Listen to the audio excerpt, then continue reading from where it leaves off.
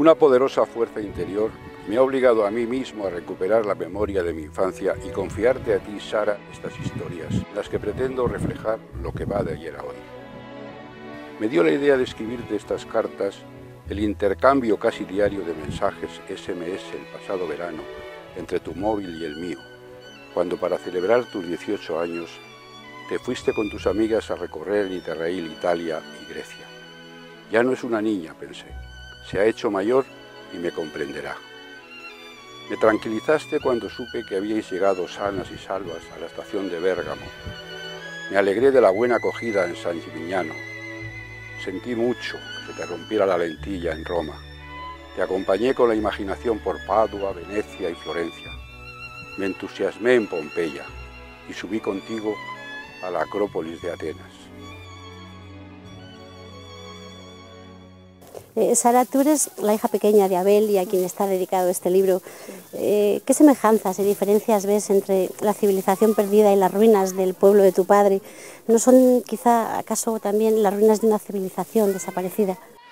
Pues se parecen bastante las ruinas de aquí con, por ejemplo, las de Pompeya, que son las que yo vi en el Terrail, en que dan la misma sensación de abandono repentino, como si viniera una tragedia, como la lava del volcán de Pompeya.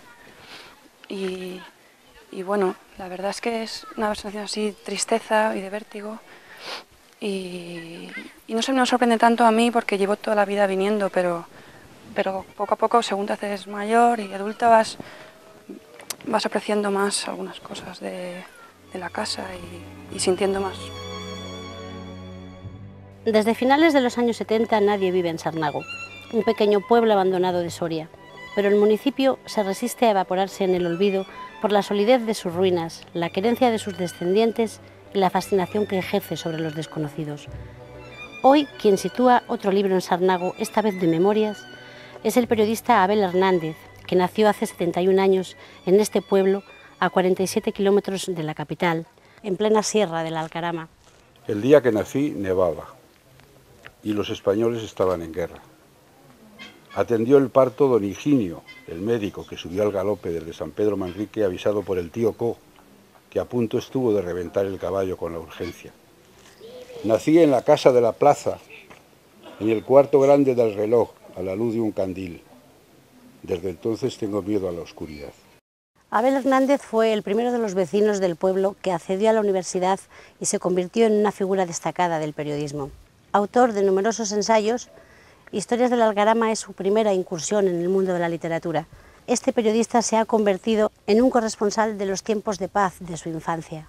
Corresponsal en su sentido estricto, pues el libro es una larga misiva a su hija Sara. Pues lo que quería decirte, Sara, es que vengo de muy lejos. Esto es como un río de sangre que ha llegado hasta ti y que no se detiene. A veces tengo la sensación de que he nacido en el siglo XIX y me he plantado de un salto en el siglo XXI, o más aún, como si hubiera nacido en el siglo XVII, cuando Cervantes escribió El Quijote. De hecho, la casa donde yo nací, que es la que está aquí atrás y que se mantiene milagrosamente en pie, es del siglo XVII. Abel, ¿cómo superaste las diferencias entre periodismo y literatura? Pues encantado, la superé muy bien. Fue un amplio deseo que tenía desde muy joven de dedicarme a la literatura. Aquí pude expresar mis sentimientos, o sea, esa es la diferencia. Los sentimientos, que yo creo que el libro, si tiene algo, es sentimiento, aunque yo he intentado que también sea un libro veraz. Pero vamos, el cambio, por un lado, fue doloroso cuando en el enfrentamiento entre la imagen de mi infancia, el paraíso de la infancia, que siempre es un paraíso, y idealizado, y luego la realidad del pueblo cuando yo, ya mayor, veo cómo está el pueblo, ¿no? Vacío, etc. La casa, como ves, es de piedra y tiene 3 plantas. Está edificada sobre un pizarral y lleva más de 30 años abandonada, pero se mantiene en pie. Para entrar hay que superar un cancil de piedra en el que acostumbraba a sentarse mi madre en el buen tiempo después de comer, con una fruta en la mano, enfrente del bardal del corral de la plaza que está aquí atrás. Recuerdo que de niño siempre estaba abierta la puerta. Allí no había miedo a los ladrones. El abuelo Natalio solía decir que la casa estaba más segura con la puerta abierta.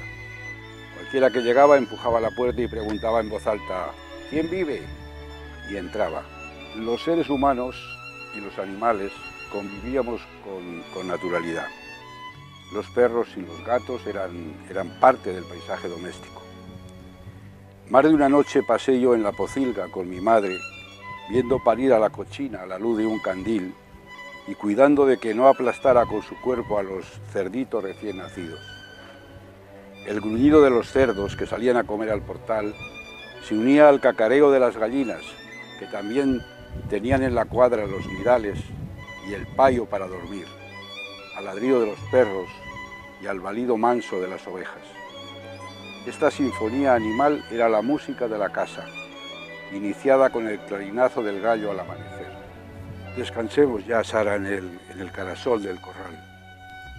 Más tarde seguiremos recorriendo la casa, sin hacer caso de lo que dijo Francis Bacon, de que las casas se han construido para vivir en ellas, no para contemplarlas, porque en mi casa no vive nadie, y a mí solo me quedan los recuerdos. Un buen día mi abuelo aparejó el caballo y se puso en camino. Era un joven apuesto, de buena familia. Había más de 4 leguas de Sarnau a Valdemoro, por una vereda del monte, y iba a declararse a mi abuela, la que fue luego mi abuela, que se llamaba Viviana. Llegó al pueblo, mi abuela estaba con un hermano que era cura, el pueblo se llama Valdemoro, y el cura, el hermano de mi abuela, le dijo: hombre, Natalio, ¿qué te trae por aquí? Y vengo a ver a la Viviana, si no te parece mal. ¿Y por qué me iba a parecer? Mira, no voy a andar con rodeos, me gustaría casarme con ella. ¿Pero lo sabe ella? Dice: no, díselo tú. Entonces mi abuelo se quedó esperando, el hermano de mi abuela subió a la casa, mi abuela se hizo de rogar y no aparecía. Entonces mi abuelo se cansó, interpretó que no quería saber nada, se volvió con el caballo, siguió volviéndose hacia el pueblo, anduvo 2 horas de camino por el monte, llegó a un cruce de caminos y sacó una moneda de la faldriquera y dijo: si sale cara me vuelvo con la Viviana, si sale cruz me voy con la colegiala de Fuentes, que era el otro camino que seguía hasta Fuentes de Magaña.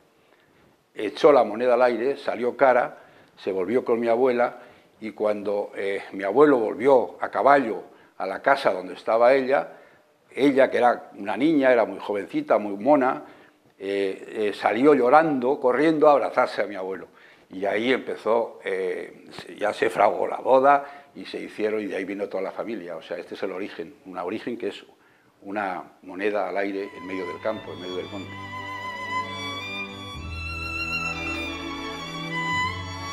Estoy aquí arriba, el más alto de todos, ya era mayor, bueno, tendría en aquel momento 10 u 11 años. Este es el maestro don Juan, que era de Cieza, y estos son los niños de la escuela. Entonces, yo me he dedicado, he estudiado qué ha pasado con toda esta gente que vivió conmigo, que fueron mis compañeros, después de la gran diáspora, del éxodo rural, de la desaparición del pueblo. Y entonces es impresionante, porque voy descubriendo que muchos murieron, cada uno se fue a un oficio, otros han triunfado en la vida, pero la mayoría ha pasado muchas penurias después de emigrar. Es una historia increíble en muchos casos, y es una foto que para mí es absolutamente entrañable, y que en el próximo libro, que es la continuación de las historias del Alcarama, que se va a llamar El caballo de cartón, cuento un poco qué ha sido, en uno de los capítulos, qué ha sido de cada uno de estos compañeros míos de clase aquí en la escuela. Abel, me gustaría que nos contaras por qué la segunda parte de Historias de Alcarama. ¿Se te habían quedado muchas cosas en el tintero? Quedan muchas cosas, esto es un pozo inagotable. Bueno, es una historia nueva, aunque aparece el mismo escenario. Es, yo digo con mucha presunción, mi Macondo particular, pero tiene vida propia. va más allá, yo creo más amplía el paisaje y es más íntimo. Pero los que hayan leído la primera parte se darán cuenta de que hay muchas referencias y se encontrarán muchos caminos conocidos, muchos rostros. O sea, y muchas hacían historias falta y un realmente. lenguaje. Bueno, yo he tenido necesidad de seguir escribiendo esto y seguiré probablemente.